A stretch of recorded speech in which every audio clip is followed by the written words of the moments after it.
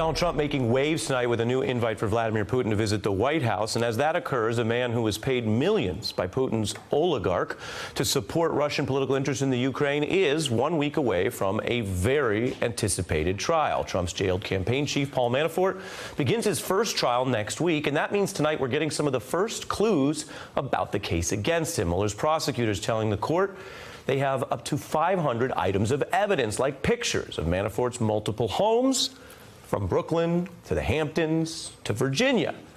And to support a tax and money laundering case, they are showing his spending, like his home putting green, high-priced Yankees tickets, a $21,000 watch, designer clothes, Oriental rugs. This is all pretty interesting. Now, the trial strategy here is not class resentment. Anyone can buy luxury goods. Prosecutors are making the case that Manafort hid illegal income, evading taxes and using purchases for money laundering. So people who live luxury lives may relate to some of the choices Manafort made. You know, there's a classic saying in hip-hop, Beamer, Benz, or Bentley, my jeans are never empty. And if you have keys to those three cars, obviously your jean pockets are going to be quite full, to say nothing of the money also filling your jeans. And that's the argument prosecutors are sort of making against Manafort. The new evidence list showing that he has keys to several cars, a Benz, just like Lloyd Banks, plus a Land Rover. And that evidence builds on the larger case in both these trials. Manafort's jeans, prosecutors say, were never empty, and they weren't just full of car keys. They were full of money, allegedly laundered money.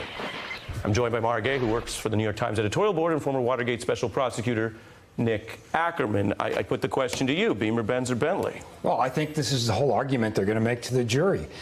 This case is all about greed. This is a man who basically earned $75 million from the Ukraine government and didn't report it on his taxes. Instead, he bought all of these luxury items.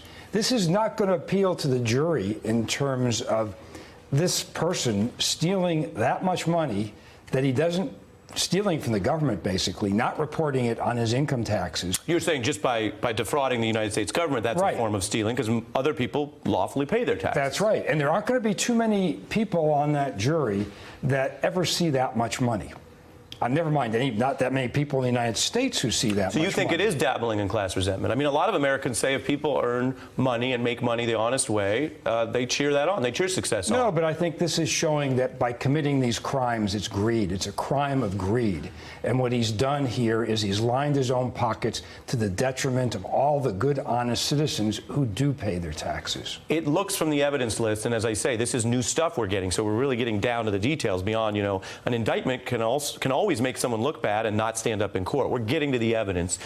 What do you think it looks like for him? Well, I think two things. The first is that I just find it interesting that I think the argument is essentially he's been parking money in the same way that Russians park money in New York. I mean, it's not legitimate money, so therefore you have to go buy really, really expensive, kind of outrageously expensive things. And I think a lot of people find that extremely disgusting, and so that will play to the jury. But the other issue here is the level of detail. Mm-hmm. And when you look at the level of detail, the putting green, and so on and so forth, it suggests that, you know, hey, jury, hey, public, we have so much information about what's going on. I know exactly what car you bought, you know, how you paid for this house. I mean, it really, to me, is suggestive that there's much more to come.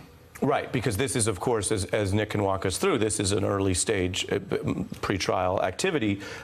Take a look at Donald Trump talking about Paul Manafort in his new interview amidst all the other Russia stuff this week.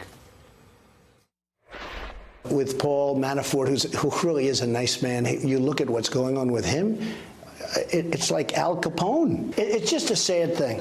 It's a very sad thing for our country to see this. Well, that's precisely what Al Capone was convicted of, income tax evasion. So I don't know why Donald Trump is comparing his former campaign manager to Donald Trump. I mean, if you go through... Al Capone. I mean, to Al Capone, yeah. I mean, I guess it does make sense, but I don't know if he understands. It only makes sense in the way that nothing makes sense right, anymore. Exactly. in that way. But I mean, and this is sort of like, oh, my former assistant was convicted. They're saying he did drugs. I look at him as an El Chapo type figure, and you're like, wait, what? Well, it's all relative. I mean, the president, not only does he not sound presidential, he sounds more and more like, every other dictator on the block. I think that's right. And look at this again is a obvious example of a total disregard for the law. For the law, $75 million that was taken in the Ukraine and then put into all of these luxury items, hidden in a way. I mean, you can even look through these exhibits. You can see what he did. He put it through all of these different foreign accounts, offshore accounts.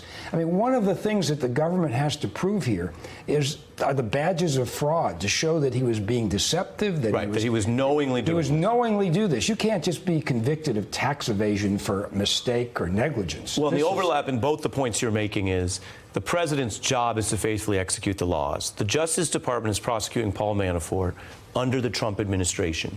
Now, he's innocent until proven guilty, but you would expect any president to say, we're going to pursue the case, and if proven, if we're all going to learn things that maybe he wants to claim he didn't know about Paul Manafort, then of course he should go to jail because he's defrauding everyone. And that's not the message at all that we see in that clip, which is remarkable. Hey, I'm Ari Melber from MSNBC. You can see more of our videos right here, or better yet, subscribe to our YouTube channel below.